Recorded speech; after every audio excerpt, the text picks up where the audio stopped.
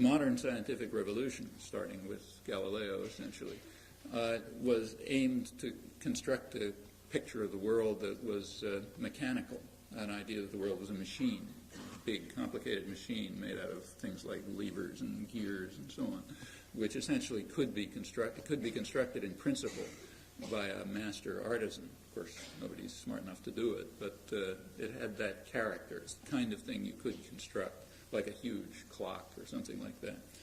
And in fact, it was assumed it was constructed by a super artisan, better than any human artisan. But it was a mechanical device. That was called the mechanical philosophy. But remember, philosophy just meant science, so it was essentially the science of mechanics. Descartes was a major figure in advancing and developing the mechanical philosophy, the conception of the world as a machine. The idea was, from roughly Galileo on, to overcome the mystical character of neo-scholastic science, the reigning physics of the day, which held that the world was operated in terms of mystical forces. So if, say, a flower grows from a seed, that's because it has a vegetative force. And if something falls to the ground, it's because that's its natural place and where it wants to be. If two things attract each other, it's because they have a sympathy, and if they repel one another, they have an antipathy. And if I see a cube, let's say, rotating in space, it's because the physical cube, the form of the cube rotating in space, flits through the air in some fashion and gets into my brain. And in my brain, there's a cube rotating in space, so that's what I see. These are the kinds of conceptions of the physics of the day, the physics and physiology of the day. And the goal of the mechanical philosophy was to try to get rid of all that stuff and account for everything in terms of strictly mechanical principles that could be understood, principles that we see when we see a machine, parts of a machine working, and try to show that the whole world works like that. Well, Descartes made a lot of progress in this. He extended the mechanical philosophy to, he thought he extended it to the biological world, to a good part of human nature. So, for example, probably his most lasting scientific contributions, the ones that can really be restated in somewhat different forms today, had to do with his theory of vision. So he and other scientists of the day mocked the idea that the form of an object flits through the air and gets into your mind. I said it's pure mysticism. It's got to be a mechanical interchange of some kind. And he had a theory of light, which was mechanical, and recognized that the retinal image, what's on your retina, is not the cube rotating in space. Or let's say if I look at the audience, I see people sitting around and so on, but that's not the retinal image. The retinal image is some complicated two-dimensional display which could be interpreted in all sorts of ways. Descartes recognized that what you see must be a construction of the mind, has to come from the inside, in the terms that were used by later philosophers working on this. The sensory organs just provide the occasion, or experience, which hits the sensory organs, provides the occasion for the mind to construct experience using its own internal resources, its own cognoscitive powers in the terms of the day, which were understood to be innate. They had to be innate cognoscitive, hard to say it, powers, properties of the mind, which somehow use the occasion of sense to create what you see, a cube rotating in space, people walking down the street, people sitting in front of me, whatever it may be. It was also understood, as I say, that this was innate. So, for example, Descartes was struck by the fact, he didn't do the experiments, but if he did the experiments, they would come out the way he imagined. Even Galileo didn't do most of the famous experiments. He mostly imagined them. They're thought experiments. Some of them are physically impossible, in fact.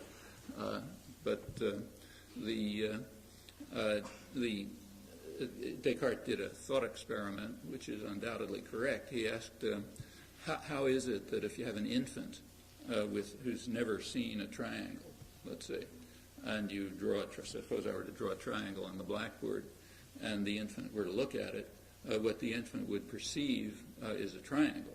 But in fact, what I drew is certainly not a triangle. I mean, it's some physical thing which can possibly be a triangle.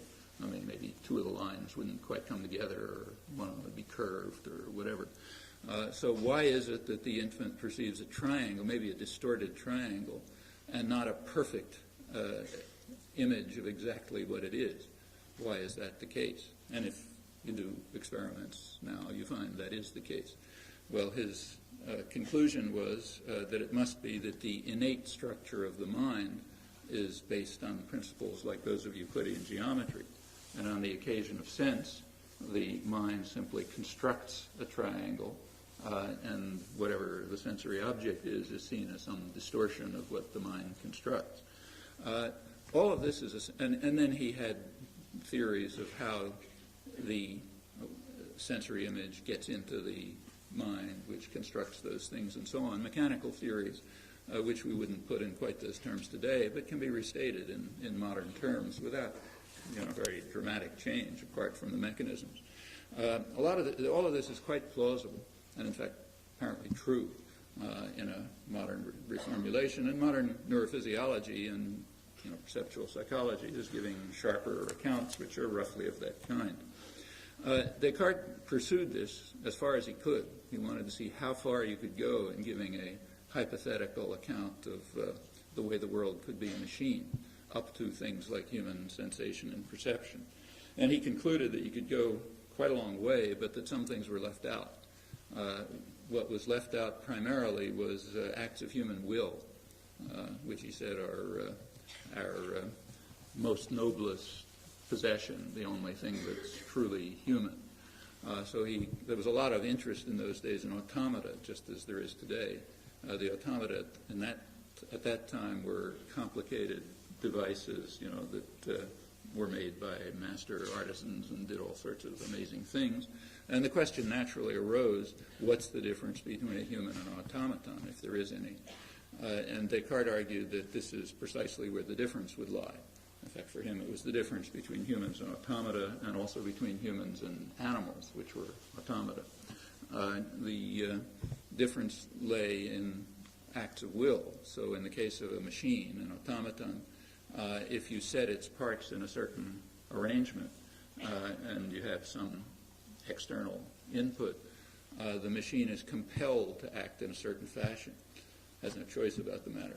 It could be random, but it's either going to be random or determined. On the other hand, if you take a human being and its internal parts are arranged in a certain way and it has a certain sensory experience, it may be, as they put it, incited and inclined to act in a certain manner, but but it's not compelled to do so. It could act in a different manner. So if somebody were to walk up here with, an assault rifle or something and order everyone to stand up and say, Heil Hitler or something, and if you took him seriously, it's very probable that everybody would do it. You'd be incited and inclined to do it. But we all know that there is a choice. You might decide to get killed, let's say, because you don't want to do it. And those things are not determined. There's no mechanistic determination of that. If we know that as well as we know anything at all. And that is kind of irreducible, phenomenal knowledge, experience. And Descartes argued that that's the crucial difference between humans and animals. Incidentally, we have no reason to doubt that at the moment. Anyhow, that's the Cartesian argument. The most striking example that he offered was, in fact, language use. He pointed out that ordinary use of language, I don't mean writing poetry or anything, just talking to your friends at a bus stop or whatever, ordinary use of language has a kind of creative aspect. It's unbounded. People are always saying new things that were never heard before in their experience or maybe in human history. They don't know that they're new. There's no way of knowing whether a sentence that you just heard is one you've heard before. It's impossible. So ordinary human interchange with language is constantly innovative and productive and unbounded. In fact, it's infinite in a technical sense. On the other hand, it's also undetermined. So you can't determine what a person's going to say on the basis of the situation that they're in or the arrangement of their internal organs. On the other hand, it's not random. So it's not caused by situations or internal states, but it's somehow appropriate to situations. It's coherent. Other people understand it. It evokes thoughts in other people, which they could have expressed that way themselves if they had had the thought, and maybe they do have the thought after they hear the expression. So this collection of properties of being unbounded, undetermined, uncaused, but appropriate to situations, coherent, evoking thoughts in others, and so on, that's a kind of creative aspect of language use. And Descartes argued that that's the striking difference between humans and automata.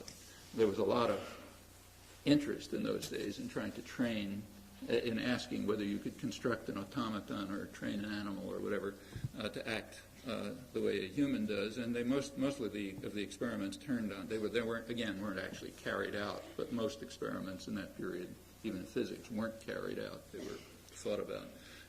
The experiments turned on this. So people would list the kinds of experimental techniques you might try to see if another object that looks like you has a mind like yours, and they're mostly language tests based on the creative aspect of language. Well, in order to deal with these apparent facts, and we have no reason to doubt that they're facts, in fact, they seem to be facts, in order to deal with that, Descartes had a problem. You couldn't incorporate this within the mechanical philosophy, so it wasn't a matter of gears and levers and so on. So he was forced to invent a new principle, which is standard science, incidentally. If something isn't explained by the principles you have, you construct a new principle. The new principle is what he called mind. So alongside of body, which works by mechanical principles, there's another principle, a kind of creative principle, has other properties too, which is mind. That's the famous Cartesian dualism. So the world consists of body and special human characteristic, mind, which distinguishes humans from animals and automata and turns on factors like these. And others, but primarily these. What was the fate of this doctrine? Here's where misunderstanding enters. The fate of this doctrine should be clearly understood. It was overthrown within a generation by Isaac Newton. But what Newton showed was that the theory of body was wrong. He didn't have anything to say about the theory of mind. That stayed unchanged. Newton showed that the world just isn't a machine. It works by mystical forces. That was an appalling discovery. Newton considered it a total absurdity, and to the end of his life tried to overcome it, but it was apparently true. Namely, the force of attraction does not involve contact. So I can, unbelievable as it is, move the moon by lifting my arm. And that's just the way the world works. It has mystical forces. As I say, Newton was regarded this as a total absurdity. He was sharply condemned by the scientists of the day, the leading scientists of the day, for returning to neo-scholastic mysticism with occult forces, as they were called, that made the world work and showed that the world couldn't possibly be a machine. And these were unintelligible forces. We couldn't understand them. They were mysterious. I mean, common sense tells us that I can only make something move by touching it, by being in contact with it in some fashion. But Newtonian physics said, no, that's not true. There's an occult force that allows you to make things move, and that accounts for the terrestrial motion and planetary motion and the tides and so on and so forth. Well, as I say, this was considered a total absurdity, but it was apparently true. And what it does is demolish the conception of body. It demolishes the idea that the world is a machine. It isn't. It has mystical forces. It's common these days to ridicule the Cartesian idea of the ghost in the machine. The mind's a ghost inside the machine, but that's misunderstanding. What was exorcised was the machine, not the ghost. The ghost stayed where it was. It turned out the world was not a machine. There are no machines in the sense of our common sense understanding.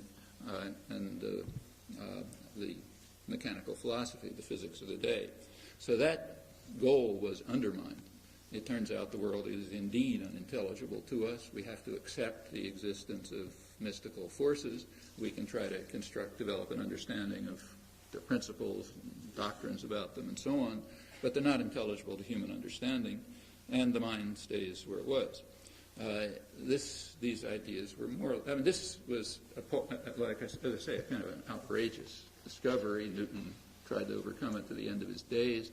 Well into the 20th century, physicists were still trying to construct some kind of mechanical conception of the universe. By now that's finally been abandoned totally, and people are accustomed to even more mystical notions like fields, which are mathematical objects but still interact with one another, electromagnetic forces, a conception of space and time which eliminates any notion of solidity or, in fact, all of common sense is just gone. It's not even considered relevant at this point. Yes, the world is unintelligible to our common sense, but that's just the way it is. We do the best we can in trying to construct doctrines about it.